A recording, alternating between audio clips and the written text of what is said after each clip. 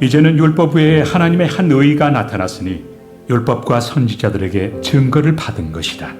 곧 예수 그리스도를 믿음으로 말미암아 모든 믿는 자에게 미치는 하나님의 의인이 차별이 없느니라.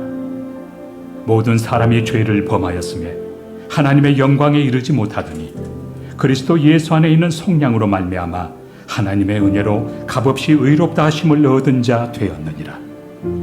이 예수를 하나님이 그의 피로써 믿음으로 말미암는 화목 제물로 세우셨으니 이는 하나님께서 길이 참으시는 중에 전에 지은 죄를 간과하심으로 자기의 의로우심을 나타내려 하심이니 곧 이때에 자기의 의로우심을 나타내사 자기도 의로우시며 또한 예수 믿는 자를 의롭다 하려 하심이라. 그런즉 자랑할 데가 어디냐? 있을 수가 없느니라. 무슨 법으로냐? 행위로냐? 아니라 오직 믿음의 법으로니라. 그러므로 사람이 의롭다 하심을 얻는 것은 율법의 행위에 있지 않고 믿음으로 되는 줄 우리가 인정하노라. 하나님은 다만 유대인의 하나님이시냐? 또한 이방인 하나님은 아니시냐? 진실로 이방인 하나님도 되시느니라. 할례자도 믿음으로 말미암아 또한 무할례자도 믿음으로 말미암아 의롭다 하실 하나님은 한 분이시니라. 그런즉 우리가 믿음으로 말미암아 율법을 파기하느냐? 그럴 수 없느니라. 도리어 율법을 굳게 세우느니라.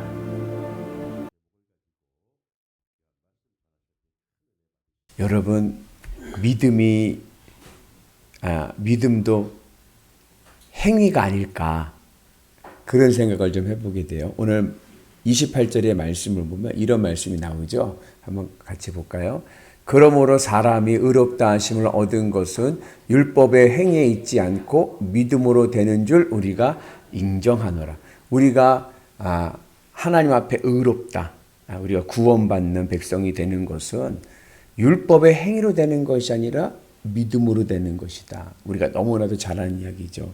구원은 행위로 받는 것이 아니라 믿음으로 받는 것이다.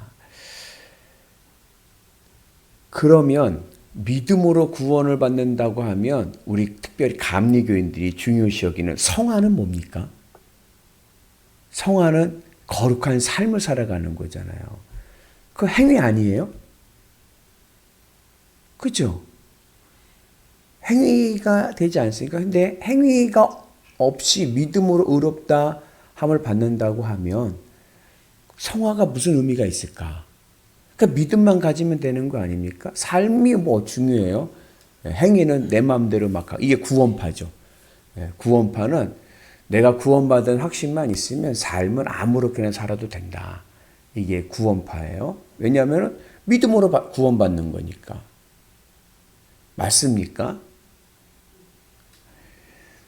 또 바울이 믿음을 뭐라고 얘기했냐면은 마음으로 믿어 입으로 시인하는 것이 믿음이다 그랬어요. 마음으로 믿고 입으로 시인하는 거. 여러분, 말하는 거 행위 아닙니까? 여러분, 막 수다 떠는 것도 일종의 그 에너지가 소비되는 행위잖아요. 그죠? 말하는 것도 행위인데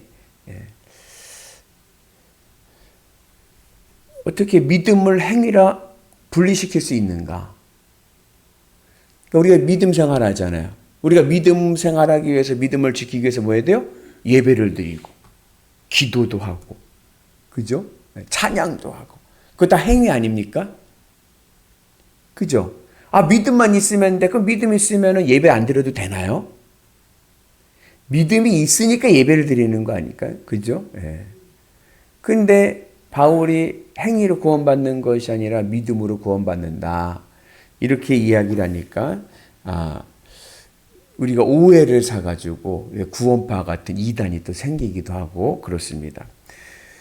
바울이 얘기하는 믿음의 범주가 우리가 얘기하는 사전적인 의미와 다른 거예요. 그러니까 바울이 행위로 구원받는 것이 아니라 믿음으로 구원받는다라고 하는 이 행위의 범위, 믿음의 범위가, 의미가 우리가 생각하는 그런 일반적인 사전적인 의미와는 다르기 때문에 이런 오류가 나타나는 겁니다. 오늘 바울이 율법에 대해서 이야기를 하는데, 바울에게 있어서 율법은 뭐냐? 율법은 선한 것입니다. 율법은 선한 것이다. 그러면 율법이 원래 우리에게 주는 의미가 무엇이냐? 하나님께서 우리에게 율법을 주신 것은 내가 죄인임을 깨닫게 하기 위해서인 거예요. 구원은 죄인으로부터 시작됩니다. 내가 죄인이라는 걸 인정하는 것으로부터 구원이 시작이 되죠. 죄인이 아닌 의인에게 무슨 구원이 필요하겠습니까? 그죠? 내가 죄인임을 깨닫게 하기 위해서 하나님께서 우리에게 율법을 주셨고 율법은 선한 것이다. 그렇게 말씀하면서 율법의 중요한 기능이 뭐냐면 비유하자면 휴대폰과 같은 거예요. 휴대폰. 늘 하나님과 통화할 수 있게끔 만드는 거예요. 연결되게끔. 그래서 우리의 삶이 우리가 어떠한 존재가 되냐면은 하나님 보이가 되게 하는 겁니다. 하나님 보이. 마마보이 아시죠? 마마보이는 어때요? 뭐 할 때마다 엄마한테 전화해. 요즘은 마마보이들이 얼마나 많아서 요즘은 이제 아이를 하나씩 낳아서 그런지 어쩐지 잘 모르겠지만 하여튼간 뭘 할 때마다 직장생활 하는데도 늘 물어봐 엄마한테. 엄마 이거 과장님이 이거 기획안 하라고 하는데 해 마라. 엄마 옷 사는데 뭐 해야 돼? 그죠? 데이트할 때도 엄마 나 오늘 데이트하는데 오늘 점심 뭐 먹을까? 자꾸 물어본단 말이죠. 근데 하나님과 나와의 관계에서는 그것이 옳습니다. 매 순간순간 하나님께 물어보는 거예요. 하나님 보이가 돼가지고. 그것이 바로 율법이 우리에게 주는 아주 중요한 기능입니다. 그래서 우리가 율법을 통해서 하나님과 연결되어서 늘 하나님과 교제하면서 늘 하나님과 통화하면서 살아가게 하는 것, 그런 의미에서 율법은 선한 것이다 라고 말씀합니다. 그런데 율법이 그렇게 되지 않고 역기능을 가지게 되어서 우리의 삶, 우리의 믿음 생활을 탁 가로막게 되고 우리의 믿음 생활을 온전하지 못하고 건강하지 못하게 만드는 이유는 왜 그러냐? 그것은 우리 인간의 존재가 죄의 존재가 되었기 때문에 그런 거예요. 선악과 이후에 인간의 존재가 죄의 구조로 바뀐 거예요. 죄의 구조로 바뀌었다는 것은 뭐냐면 선악과 이전에는 하나님께서 창조하신 원래 인간의 모습에서는 우리는 늘 하나님과 함께 연결되어 살아가게 되고 그러기 위해서 주신 하나님이 주신 독특한 영역이 있습니다. 그게 바로 마음입니다. 마음. 하나님의 형상을 닮았다 할 때 이 하나님의 형상이라는 것은 우리의 마음에 하나님이 늘 계셔야 되는 거예요. 그런데 이 마음이 선악과 이후에는 어떻게 됐냐면은 하나님과 붙어 있고 하나님이 있어야 될 그 자리에 하나님이 계시지 않고 세상 육체와 내 마음이 붙어버린 거예요. 육체의 정욕과 내 마음이 육체에 붙어버리니까 그러한 죄의 구조가 되는 죄인의 구조가 되게 되고 그러한 상태에서 살아가게 되니까 율법이 믿음이 되지를 않고 오히려 우리의 믿음을 저해하는 악영향을 미치게 됩니다. 그래서 우리가 이 죄의 구조에서 다시 하나님의 올바른 하나님의 형상의 구조로 회복되기 위해서 필요한 것이 바로 주님의 십자가입니다. 그러니까 내 마음이 육체에 붙어버린 거예요. 육체. 그러니까 뭘 하든지 먼저 무엇을 통해서 육체의 욕구를 통해서 모든 걸 다 하는 거예요. 그런데 이제는 그러한 육체의 욕구에서 죄인의 삶에서 벗어나서 하나님과 연결된 온전한 하나님의 사람이 되기 위해서는 주님의 십자가의 은혜가 필요하다. 그래야 내 마음이 몸에 붙어 있는 마음이 떨어져서 하나님과 연결되는 은혜가 있는 줄로 믿습니다. 그래서 그 십자가의 의미를 오늘 말씀에서는 속죄제와 화목제로 말씀합니다. 그래서 속죄제 24절 25절에 보면 속량하였다. 십자가의 의미가 뭐가 있냐? 십자가의 의미는 속량과 화목입니다. 속량이라는 것은 뭐냐면 죄사함이에요. 그죠? 우리가 죄사함을 받는다고 하죠. 예수님 믿으면 어떻게 돼요? 죄사함을 받잖아요. 죄사함을 받는다는 것은 뭐냐면 죄의 성격을 나타내는 단어 중에 하나가 뭐냐면 더러움입니다. 더러움. 죄는 더럽다. 맞죠? 그 더럽다라는 것이 뭐냐? 제가 늘 자주 얘기하는 이야기지만 더럽다는 것은 있어야 할 자리에 있지 않는 게 더러운 거예요. 그래서 늘 제가 이야기하는 게 밥이 식탁에 있으면 더럽습니까? 깨끗합니까? 깨끗하죠. 근데 그 밥이 변기 안에 있으면 깨끗합니까? 더럽습니까? 더럽죠. 변기 안에 있는 밥은 웬만해서 먹지 않죠. 더러우니까. 근데 반대로 똥이 변기 안에 있으면 더럽습니까? 깨끗합니까? 그건 깨끗한 거죠. 똥이 변기 안에 있어야지. 똥이 식탁 위에 있으면 그건 진짜 더러운 거죠. 있어야 할 자리에 있는 것이 정결함입니다. 있어야 할 자리에 있지 않는 것이 더러운 거예요. 우리의 마음은 하나님이 계셔야 깨끗한 겁니다. 근데 우리의 마음에 하나님이 있지 않고 세상 다른 것이 들어오면 그건 더러운 거예요. 그래서 주님의 십자가의 의미의 가장 큰 것은 죄사함인데, 죄사함, 우리가 더럽지 않고 정결하기 위해서는 내 마음이 육체에 붙어서 세상 것이 들어와 있던 것이 이제는 제거되고 내 안에 주님만 있게 하는 십자가의 은혜가 있기를 축복합니다. 그렇게 되면 하나님과 어떻게 돼요? 하나님과 화목하게 되는 거예요. 죄를 지면 하나님과 내 등지게 되는데, 내가 십자가 은혜 안에서 죄의 사함을 받으면 하나님과 화목한 은혜가 있을 줄로 믿습니다. 그러면 하나님과 화목하면 어떻게 돼요? 늘 하나님과 연결되어서 살아가는 은혜가 있게 됩니다. 이 속죄제와 번제의 의미를 아우르는 것이 속죄제와 화목제를 아우르는, 포함하는 것이 바로 번제입니다. 그래서 이스라엘의 희생제사 제도를 보면 원래 원형은 번제만 있었던 거예요. 이 번제에 속죄의 의미와 화목제의 의미가 같이 있었습니다. 그런데 이것이 나중에 제도가 되면서 구분이 돼서 속건제, 속죄제, 번제, 화목제 이렇게 나눠지게 되는 거거든요. 그래서 번제의 의미는 뭐냐? 우리가 그럼 어떻게 죄사함을 받을 수가 있는가? 우리가 어떻게 하나님과 화목할 수 있는가? 그것의 길이 바로 뭐예요? 번제입니다. 번제는 뭐예요? 내가 죽는 거예요. 다 죽어버리는 거예요.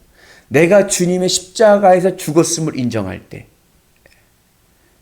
내 안에 죄사함의 은혜가 있게 되고 화목한 은혜가 있게 될 줄로 믿습니다. 그렇게 되고 난 다음에 하는 모든 것은 믿음입니다. 그러니까는 사전적인 의미에서 믿음과 행위는, 믿음은 마음으로 믿고 입으로 시인하는 것이고 행위는 몸으로 움직이는 것이 행위인데, 그게 아니라 만약에 내가 죄의 구조 안에서 내 마음이 육체와 붙어서 있다고 한다면 내가 육체에 붙어서 하는 모든 것들은 다 행위입니다. 기도를 해요. 기도를 하는데 그 기도가 내 정욕을 위한 기도인 거예요. 하나님을 위한 기도가 아니라 내 정욕을 위해, 내 마음에 그것이 딱 붙었어. 그것이 붙어서 세상 것을 위해서 그냥 기도하는 것, 이거는 믿음이 아니라 행위인 거예요. 그러나 기도를 할 때 예수님이 가르쳐 주신 주기도문 있잖아요. 그건 믿음입니다. 왜냐? 주기도문 첫 번째 시작이 뭐야? 하늘에 계신 우리 아버지. 땅에 붙어 있는 세상 것에 붙어 있는 내 마음을 떼어서 어디로 가요? 하늘로 올라가. 하늘. 이름이 거룩히 여김을 받으시오며, 거룩이라는 게 뭐예요? 가장 좋은 곳으로 구별되는 거예요. 그게 거룩입니다. 내 마음에서, 내 땅에 붙어있던 내 마음이 하늘로 올라가서 이 땅의 문제를 내려놓고 하나님을 바라보면서 하나님의 이름이 뭡니까? 그 사람의 인격입니다. 그래서 우리나라 사람들은 통성명이라고 해서 이름을 교환하지 않으면 어떻게 돼요? 모르는 사람이에요. 그죠? 그래서 얼굴은 알아. 얼굴은 아는데 이름을 모르고 인사를 안 했어. 통성명을 안 했으면은 여러분 물어봐요. 저희 알아? 그러면 몰라. 그런단 말이에요. 왜? 인격이기 때문에. 하나님의 이름이 거룩히 여긴다는 것은 내 마음에서 가장 좋은 분으로 인정된다는 거예요. 하나님이 내 마음에서 1등이 되는 겁니다. 그렇게 하나님이 내 마음에서 1등이 돼서 내가 하나님으로 만족하고 기쁜 상태에서 하는 기도는 믿음입니다. 내가 오늘 하루도 살아가고 내가 오늘도 예배를 드리는데 이 예배를 드릴 때 내 마음이 세상의 정욕에 붙어서 세상 것을 내 마음에 담고 예배를 드리는 것은 행위가 되지만, 율법이 돼버리지만, 내 마음이 주님으로 기쁘고 만족한 상태에서 드리는 예배는 그건 믿음입니다. 내가 오늘도 세상에 나가서 직장 생활하고 사회생활 할 때에 내 마음에 경제라는 것이 들어와서 그 경제를 위해서 세상에서 활동하는 것은 그거는 행위가 되지만 내 마음이 주님으로 기쁘고 행복하고 주님이 내 안에서 거룩한 분으로서 오늘도 내 삶이 주님을 위해서 사회생활을 하는 것은 믿음입니다. 그래서 오늘 사도 바울이 말씀하는 우리의 믿음의 삶이 되기를 주의 이름으로 축복합니다. 그러니까 믿음은 뭐냐? 믿음은 우리의 삶이 돼야 되는 거예요. 믿음이 삶이 될 때 우리가 하늘의 구원을 받고 복을 받는 은혜가 있는 줄로 믿습니다. 믿음으로 삽시다. 아멘. 그러면 우리가 하는 모든 것들은 율법의 행위가 아니라 하늘의 구원과 복을 누리는 믿음의 삶이 될 줄로 믿습니다. 그 은혜로 승리하시는 위대한 성도 되시기를 주의 이름으로 축복합니다.